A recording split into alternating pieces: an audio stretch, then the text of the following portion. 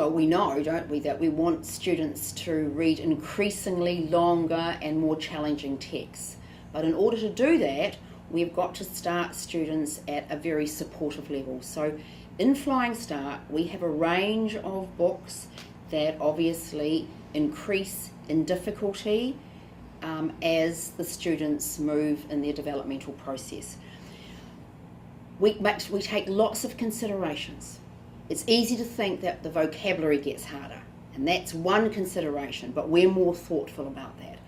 We really think about the cognitive load and what is accessible for young students. So, for example, at level B, here's a personal narrative where a child is working with her grandpa, and the kinds of concepts that are in here, that adults and children can do things together, that's a very accessible, child-friendly.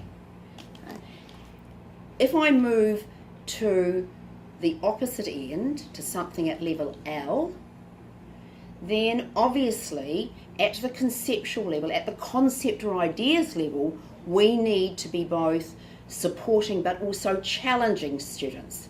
So here's an informational text at level L called The Right Tools for the Job, where there's big ideas about animals are adapted in terms of their body shape and the parts of their bodies so they can survive in their environment.